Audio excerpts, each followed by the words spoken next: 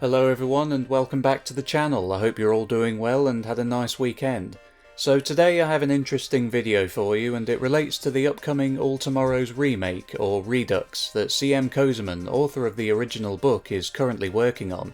It's basically a sneak peek of the new version, which is said to be coming out at the end of this year, though that is subject to change, and consists of an image which shows several sketches of a fan favourite species, and 2 screenshots of text from the current draft of the book. They were originally posted on Discord a couple of weeks ago by the author, and then they were uploaded to Reddit, so you may have seen them already. But if, like me, you're not on either Reddit or Discord, you may have missed them, so I just thought I'd make a quick video so that you could take a look and see what you think of its progress so far. And also, the author himself was kind enough to grant permission for me to turn this into a video, so a big thank you to C.M. Kozeman for his continued generosity. Oh, and also I should mention that while the sketches I'm about to show you are basic outlines, they should still be considered not safe for work, so don't say I didn't warn you. And also, if you too are feeling generous, please consider heading over to my Patreon and becoming a patron.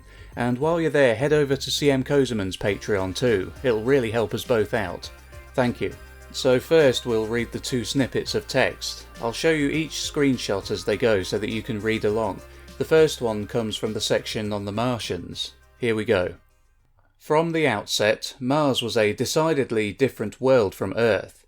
While Earth had matured under the influence of philosophies and religions dedicated to stasis and natural sustainability, the Martians had to practically invent their planet's biosphere, managing multiple vital problems simultaneously and worrying about the consequences of their actions later. This, combined with the attrition they had suffered during the first years of colonization, made them practically minded, independent, but also eccentric and unpredictable. As mad as a Martian was a common jocular phrase the societies of Earth used for their kin on the frontier world. As time marched on, the philosophical differences were compounded by physical and biological ones. The desperate and sometimes reckless use of genetic manipulation during the age of terraforming, acting in concert with the natural differences in gravity, sunlight, and climate, moulded the Martians into a new human species. There emerged a Martian complexion, characterized by a lighter frame, longer limbs, a mauve indigo, sometimes reticulated skin tone, unlike any hitherto seen on Earth, broader chests, subdued secondary sexual characteristics, larger eyes mostly green in colour, larger mouths with curious folds marking the edges of the lips, shorter foreheads and the backwards elongation of the skull, and so on. Spiritually, too, the Martians evolved along a different path from the societies of Earth. Initially, the colonists had brought with them the more esoteric forms of syncretic religion and anti-logic that had been thriving on Earth. This was to be expected, for only the most zealous would willingly plunge themselves into... And it cuts off there. It's very interesting, and it expands upon the original in a lot of ways. I'm particularly fond of the "as mad as a Martian" quote. Little things like this really make the story's setting feel like a real place. Some great world building right there. The second snippet of text, slightly shorter than the first, is taken from the section which explains the spacers. The spacers themselves have specialised further for their unconstrained, void-living existence.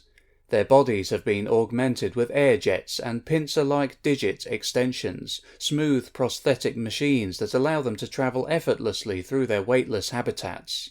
Freed from the constraints of gravity, each generation is born with longer limbs, larger heads. Each generation hones the hyper-focused, cold intellects peculiar to their lineage to even finer extremes. They spend long periods in still meditation or work, punctuated by dances in the void that bring them joy and refresh their sense of unity. There are a host of unique dances, between lovers and reproductive triads, between family groups, trade guilds, and enthusiasts of particular music themes, gods or legends, and vast events involving members of entire habitats. Merrily spinning, the spacers are growing apart from the rest of humanity. Slowly, their senses are probing the final ring of icy planetesimals surrounding the solar system, and they ponder the vast, uncrossable voids between the stars themselves. This section was interesting because, again, it elaborates further on the life of the Spacers. This new version talks about the various dances that the Spacers would engage in on different occasions, which is very human-like in my opinion. It shows us that while the Spacers were becoming very cold and aloof, they still retained their humanity in a unique way. And last but certainly not least, we have some artwork which I doubt will itself be in the new version of the story, as it seems to be just sketches. It shows us how the Satyriacs, first introduced in the original All Tomorrows, may appear.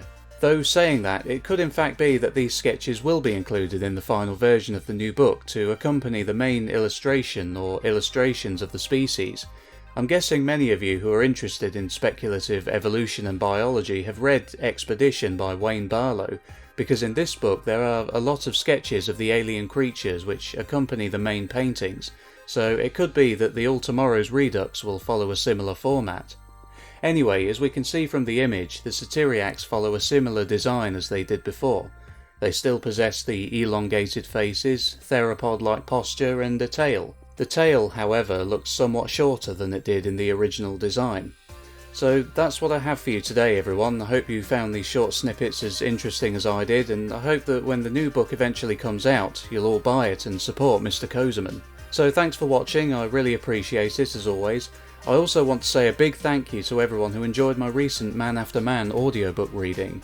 Let me tell you, a lot of blood, sweat and tears went into making that, but the positive comments I've received have made the whole thing really worthwhile. I also want to say a big thank you to each and every one of you, as Beware the Q recently reached 29,000 subscribers. To be perfectly honest, I never realistically expected the channel to go any further than about 10,000 subscribers, but amazingly here we are at almost 30,000 and still growing.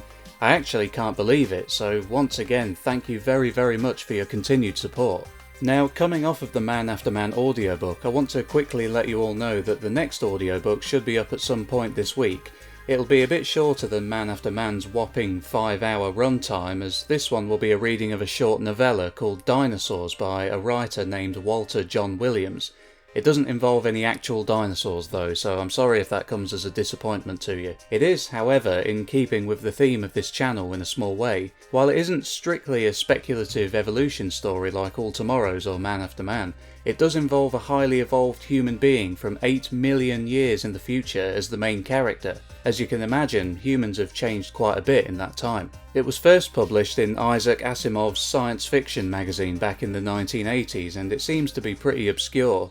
I'd never heard of it before, but it was actually suggested to me by one of my subscribers who suggested that I check it out. I did, and I found it to be an extremely interesting and enjoyable read. I have, however, sadly lost track of the comment and the person who suggested it, so I'm unable to show the comment here. However, dear commenter, if you are watching, please leave a comment and I'll credit you with the suggestion when the Dinosaurs video comes out later this week. And that's about all I have for today. Thank you for tuning in as always, and don't forget to like the video, leave a comment and subscribe to the channel if you haven't already. This has been Beware the Q, and I'll see you in the next video. Take care.